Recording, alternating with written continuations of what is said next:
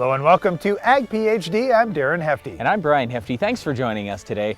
One of the biggest soil issues that a lot of farmers face around the country is high magnesium levels. Well, how can you manage that field so you get the best yield this year? And then in the long term, how can you reduce that magnesium so you get better profitability going forward? You know, every year we're answering questions about test weight in various crops. How come one field had good test weight, the other field didn't, and it had the same variety or the same hybrid? We're going to talk about what you can control on your farm to improve test weight. Well, speaking of control, you're going to want to get our Weed of the Week under control. We've got an iron talk coming up later in the show as well, but first, here's this week's Farm Basics. Farm Basics is brought to you by the Liberty Link trait and Liberty herbicide from Bayer. The most reliable weed management solution, Liberty Link and Liberty herbicide are the link to efficient row crop production and sustainable weed management.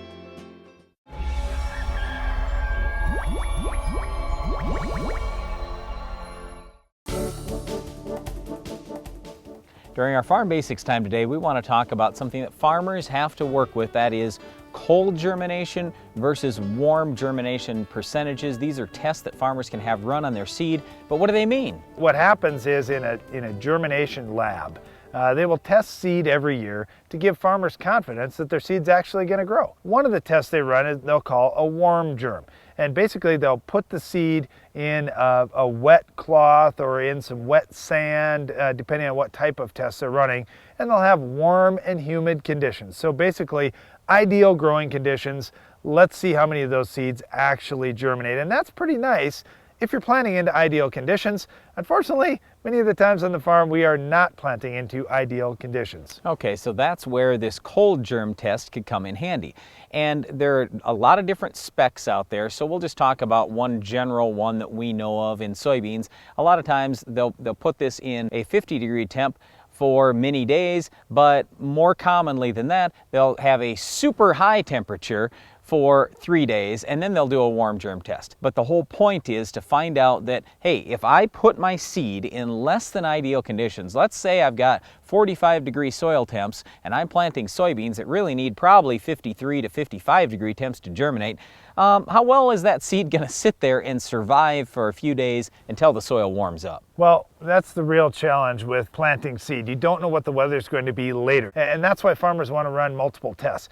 Soybeans are a seed that typically only gets held for 1 year. So if the seed doesn't go in the ground this spring, farmers would take it to the elevator, sell it, and then just wait for new seed to get harvested next fall. One of the reasons why is on soybean seed, the cold germ tends to get much worse in year 2. So the warm germ, where ideal conditions are, it may not change that much on soybeans from 1 year to the next if you held that seed over for an extra year. But if you hold seed over for an extra year, the cold germ a lot of times really drops off. And if there's any stress, that seed just doesn't have enough energy to survive it. What we found in the northern corn belt is typically we're looking for soybean seed in year 1 that's 90% warm germ or above, and a cold germ that's 80% or above. Those are usually considered adequate levels.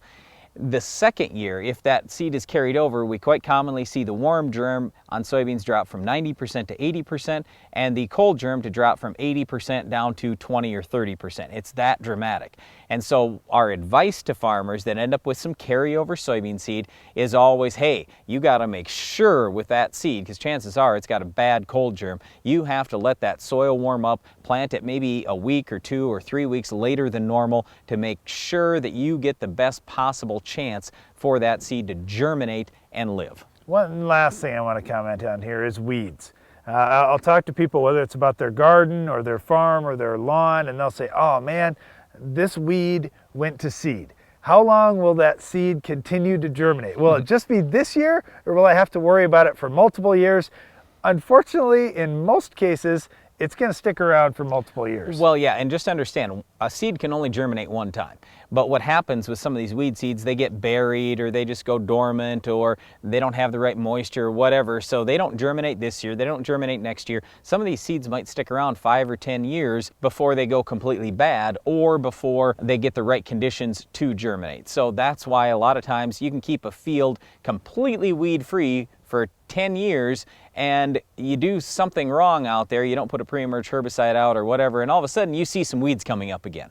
So yeah, I mean, they might not have a high germination percentage, but any germination is bad when we start talking about weed seeds. All right, I don't know any farmers running germination tests on their weeds, but they certainly do on the seed that they're going to plant. Farmers will look at what the worm germination is if conditions are ideal, and then they'll also look at a stressful situation at a cold germ test just to make sure the seed that they are planting they can have confidence in. Well, one of the things you want to have confidence in is your weed control program. We'll talk about controlling this tough weed later in the show. Regalia RX biofungicide activates a plant's natural defense system, limiting the effects of disease and improving overall plant health. Regalia RX complements your fungicide program to optimize yield and strengthen return on investment. Ask your retailer for Regalia RX today.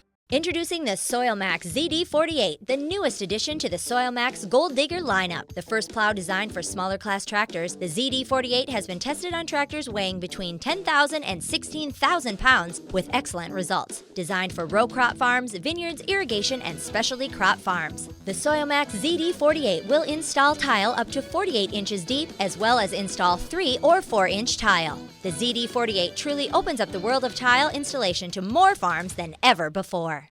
For lower costs, higher production, Mandico Agri leads with versatility unmatched. Twister is the vertical tillage unit for no-till as well as conventional tillage. Avoid costly downtime with Twister's ease of maintenance. Its unique Coulter suspension allows it to follow the contour of the field yet remain forgiving in rocks.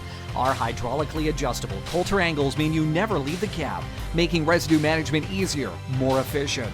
Spring or fall, the Mandico Twister is the new leader. Check with your local dealer or visit mandicoagri.com. The experience from the salesman to the building crew all the way through was just pleasant and professional. I feel that the people at Morton are my friends. I'll do anything for them because I felt they met that with me. I wouldn't have anybody build me a building other than Morton. I wouldn't even consider anybody else. It pays to go look around, but by far Morton's got the best building and we're just so pleased with it. Contact Morton Buildings today during our Building Value Days sales event. Find the building of your dreams at mortonbuildings.com. At Fisher Tradition Farms, we Verus all of our acres, and any new additional acres are automatically Verus. Verus maps allow us to know exactly where our soil types change and how much they change. We use AgroLiquid's Enhance, High Energy N, and Access that allows us to add sulfur. We can customize our AgroLiquid products on a per pound, per acre basis as needed. Your time is valuable. That's why you need a Hagie STS application system. Hagie STS products are designed for precision and efficiency, allowing you to make applications all season long with just one machine. Contact your Hagie rep today. How do you manage a high magnesium soil? So one of the most important things you can do for your soil for the long term is look at your base saturation levels of magnesium. And what we're looking for is somewhere in the range of 12 to maybe 18% magnesium. If you've never heard this before, magnesium can tighten up a light soil. In other words, it can help you hold more moisture. And calcium can loosen up a heavy soil. So we want more calcium and less magnesium in a high cation exchange capacity soil, a heavy soil. If we've got a light sandy soil, we want more magnesium out there. That should tighten that soil up and help us hold a little more moisture so we can raise a better crop. First, we've got to make sure you understand why high magnesium is bad.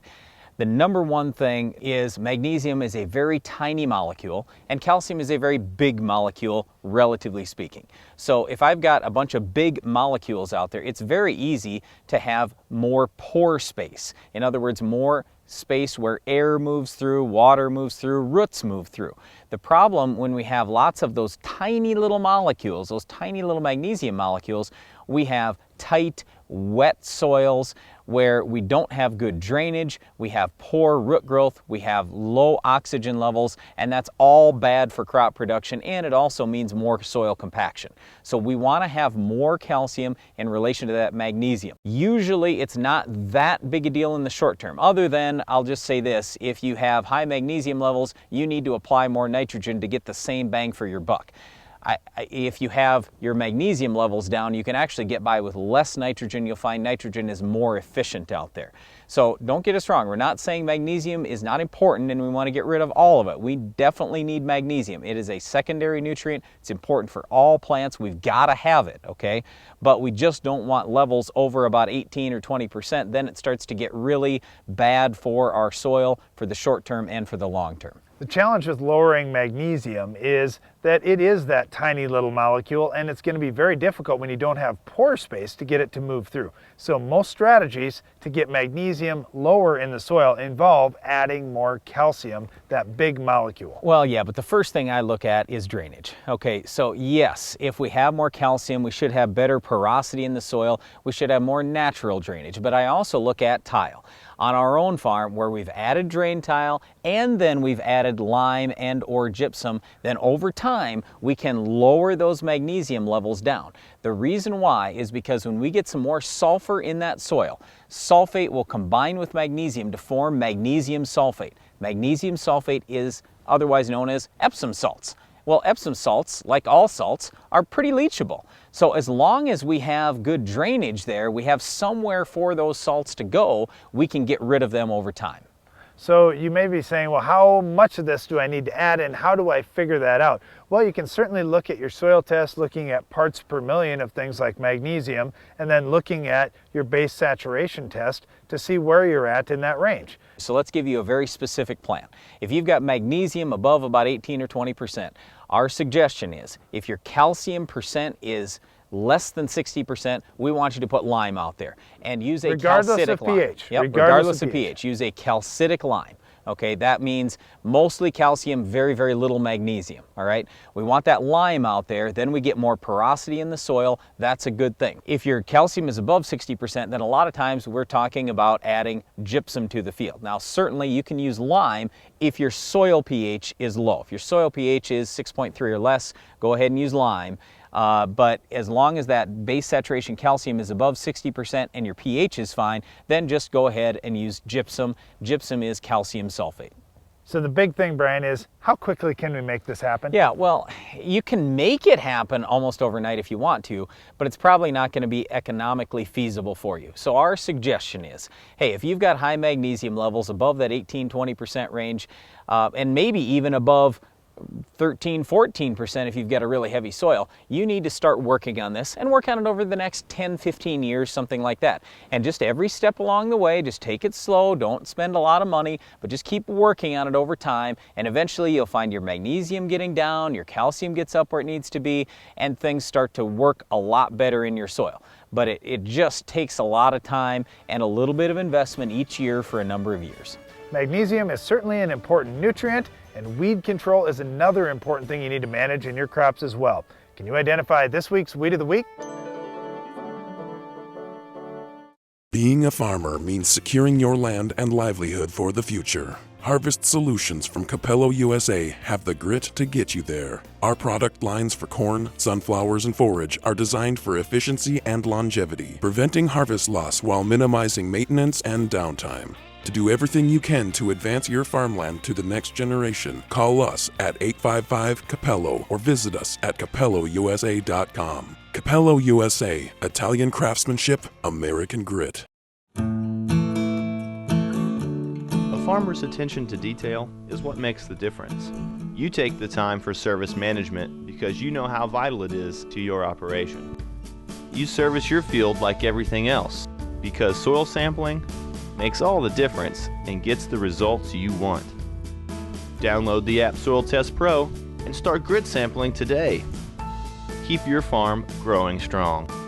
The more you test, the more you know. With the success of the Case IH Tiger Quad Track and Magnum Road Track tractors, it's no secret why Case IH is the leader of the track. So it wasn't surprising when the competition started imitating us.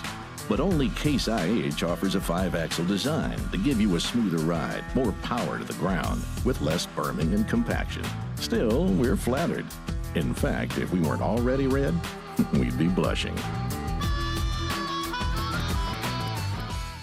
Compaction created during planting leaves thousands of dollars of potential yield in your fields. Copperhead Ag has developed the Furrow Cruiser spiked closing wheel to close the seed trench more effectively. With a unique combination of closing power and control, the Furrow Cruiser provides earlier, more even emergence and higher stand counts, returning yield potential and putting profit back in your pocket. For more information on why you should never run a traditional closing system again, visit copperheadag.com. As weed resistance becomes more of a problem across the country, your crop protection program needs to stay flexible to be effective. Hypro Innovative Spray Technology's wide selection of spray tips and nozzle configurations are available to keep your crop protection program right on technology, right on target. How do you increase test weight in all crops? Well, I got a little story to tell you first before we get into this specifically. So this goes back, I don't know, 15 years ago now on our own farm. And our dad was getting about ready to retire and he said, boys, you know what? I've been building this ground up for so many years. I think it's about time I start taking some of those nutrients out. And so literally for, I'm gonna say 5 years on his ground, he put on no P&K.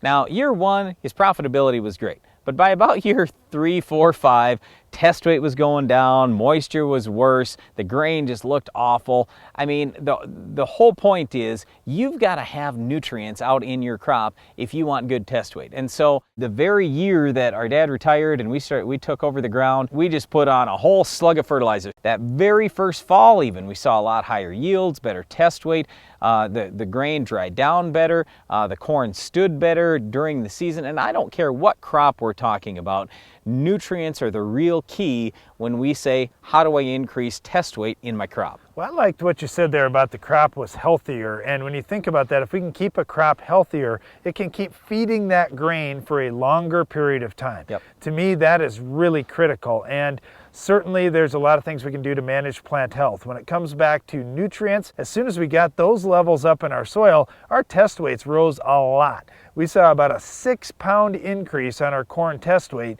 when we got our P&K levels built back up. You've got to have those building blocks, right? But there are other nutrients that can help as well. I would probably say the number one key is potassium. Some people will say it's calcium. Others will say it's sulfur. What do you think is the number one thing, Darren? Well, here's the thing, is you could talk to a whole bunch of different people and they'd give you different answers, because if you look at this soil test, you know what? Here's a nutrient Right. you need to apply. Here's what you're short in that will help you. There you go. And that's exactly what I was looking for. I'm glad you brought that up. We want you to soil test, because on your farm, potassium may be the key. On your farm, boron or sulfur may be the key, or calcium. We don't know unless we look at your soil test, or unless you look at your soil test. Get all your nutrients in a good range, and you're going to find that plant's going to produce more, it's going to yield more, it's going to dollar out more, and as to our topic today, it's going to have a higher test weight. Okay, well, here's something that you can do on your farm from last year. If you took good soil tests, take a couple of fields that you had in corn last year, and let's look at the test weights of the grain that came off those fields. Now look at your nutrients from those two fields. Well, yeah, but and start comparing, hey, what is really low here compared to where I had a good test weight? Our point is, hey, if we raise the nutrient levels up, then all crops, all varieties are going to have higher test weights, and that's what we're trying to achieve. And the other thing that we need is to have nutrient availability late in the season. And to do that, you've got to have an excellent root system and you have to have a healthy plant. So last year we saw a lot of farmers that were used to having high test weights have a significantly lower test weight. And many people were saying, what happened with test weights in 2015? Why weren't they as good? And then you ask those same farmers, well, hey, did you have some northern corn leaf blight? Did you have some gosses? Whenever you lose that ability to continue to gain that energy late in the year and utilize the nutrients late in the year, it's going to cost you in test weight. So managing all those factors in addition to the nutrients is certainly going to help you build good test weights in your next corn crop. All right, so yeah, we don't care if it's corn, soybeans, wheat, anything. We want higher test weights, period. And the best way to do that is to just have a healthier crop. So it's everything from drainage to nutrients to managing your weeds, insects, and diseases. It's all things. So this topic, I mean, just like the overall profitability topic, I mean, it affects all areas of everything we do in production agriculture. It's really important that we have higher test weight. Just try to manage everything yourself on your farm as best you can. Get good soil tests and work hard on that nutrient side. I still come back to that's probably the #1 issue. But yes, you can select different varieties and do a number of other management strategies that should gain you test weight this year. And the other thing that you need to do is manage weeds like our Weed of the Week. We'll show you how to stop this tough weed coming up next. The Weed of the Week is sponsored by the Enlist Weed Control System from Dow AgroSciences, a new herbicide and trait system that will build on glyphosate. Farming isn't just in the land, it's in you. Take control of weeds like never before. Enlist builds on the Roundup Ready system, combining proven control of a new 2,4-D and glyphosate in Enlist Duo herbicide. Protect what matters without changing the way you farm. Talk to your seed or crop protection supplier today.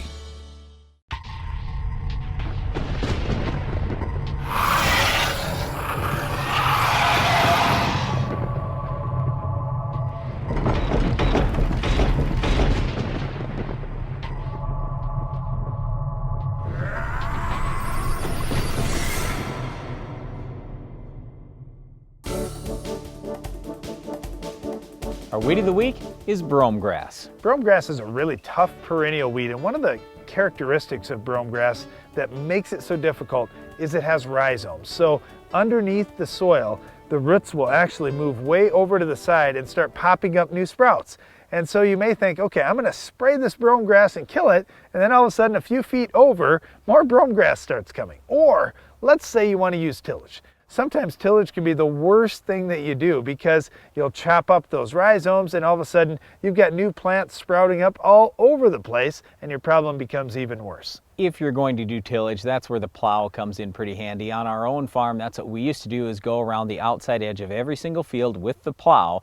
And when you moldboard plow and turn that soil over, then yes, you actually can kill some brome, but it's not 100% control. So if you want 100% control on the borders of your fields or out in your fields, if the brome grass is spreading out there, the very best thing you can do is a high rate of Roundup. But the whole key is you're probably thinking, oh, I'm going to get this early in spring, or I'm going to get this late next fall. Yes, that might work okay, but if the weather's not warm and you don't have good active growth, Roundup does not work very well. You want nice warm temperatures, nighttime temps above 50. You want daytime temps above 70 if at all possible. You've got to have some moisture, good active growth, and use a strong rate. Have it over with in one shot. Remember, this is a perennial weed, not an annual. So we're talking 2 or 3 quarts of Roundup, the highest labeled rate. So in crops, controlling bromegrass is best done with a burn down. If you can get out there in the spring as soon as the conditions are right and you haven't planted the crop yet, that would be ideal. In crop though, Roundup's probably your best option, and you can only hope for suppression if you're using low rates. Okay, in wheat, you can try some of the different grass killers. They're just not going to do much on this. Anything from Axial to Powerflex and Gold Sky, it's just not going to be great. So that's why, again, we want to hit this in a burn down before that wheat comes up in the spring or in the fall. And Roundup's the only thing that's got a chance because it's going to get down into that tough root system. Well, that's all the time we have for this week's Weed, but Iron Talk is coming up next. I've been involved in developing new technologies in agriculture for over 3 decades. The changing times demanded that we develop new and better equipment. Dry powder applications on seed can only be highly successful if they can be easily, effectively, and accurately applied to the target. That's where our company, Changing Times and CT Applicators, come into the picture. The innovative CT applicators are designed to give you the most accurate application of products such as talc, soybean inoculants, or other dry products. Remember, CT Applicators for the changing times. Precision in grain moisture management can save you thousands in spoilage and elevator ducts. The AgriDry Bullseye Controller monitors temperature and grain moisture and is available for all dryer makes and models. Plus, our AD-Link feature gives you 24/7 remote monitoring and allows you to control your dryer wherever you are. Call us today for more information. Dry Load Store, 1-855-AgriDry. Presenting the new 2016 Apache sprayer. very smooth driving down the road, and especially in the field. The visibility is just excellent in it. The wide panoramic view is very beneficial in getting accurate spraying done. I've done a lot of shopping, I've done a lot of price comparing. I could see right away that for what I was getting in this machine versus the competition, this machine will do anything and everything any competitor's machine will do, and it'll definitely help my bottom line at the end of the year. How will you secure your farm for the future? The Quasar chopping cornhead from Capello USA will help. Our design is focused on efficiency, longevity, and reducing harvest loss, making the Quasar the corn harvest solution to bring your farm forward. With hundreds of units ready for immediate delivery, secure your farm's future today. Do it for your farm, do it for them. Order now. Capello USA, Italian craftsmanship, American grit. I trust Agro Liquid because I've seen the results and they're positive and they work on my farm, they work in my environment. When I started farming, we was farming around 125 acres and now we're up to around 1,700 acres. I think I was recognized as the Tennessee Young Farmer by being a leader in the community and also being innovative. I'm always looking for new products, but I got to make sure that those products are sustainable. I've got a 2-year-old and a 4-year-old and I would love for them to farm this land. A farmer's attention to detail is what makes the difference. You take the time for service management because you know how vital it is to your operation. You service your field like everything else because soil sampling makes all the difference and gets the results you want. Download the app Soil Test Pro and start grid sampling today. Keep your farm growing strong. The more you test, the more you know. There are trillions of hardworking microbes right beneath your feet. Today, Monsanto BioAg is harnessing the power of microbes, creating microscopic farmhands that help plants access nutrients, enhance root and shoot growth, and handle stressful conditions throughout the season, protecting and maximizing your yield potential. We're turning 500 trillion microbes into 500 trillion new farmhands, ready for work. Nature, it's powerful technology. Iron Talk is brought to you by Case IH. The AFS Connect Farm Management System from Case IH connects you, and only you, to the information you need most from your equipment, from anywhere, at any time. AFS Connect, only from Case IH.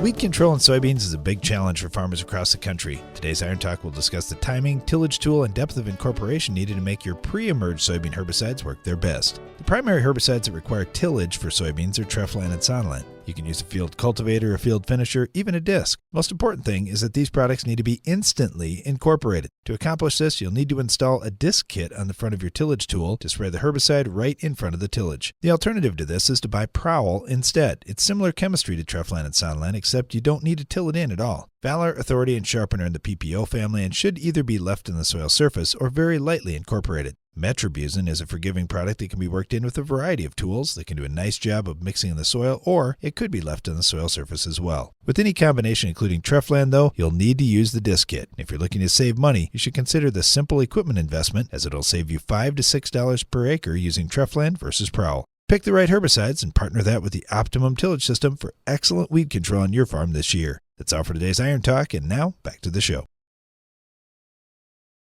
Closed captioning for Ag PhD is sponsored by Norwood Sales. On your farm, you need speed and year-round effectiveness in your tillage program. The Quick Till from Norwood Sales allows you to move quickly through your fields, maximizing time and improving yield. Constructed of heavy-duty materials, the Quick Till is ideal for both spring and fall applications, from preparing a healthy seedbed early in the season to breaking up corn residue after harvest. For more information about how a Quick Till can improve fields on your farm, call Norwood Sales today.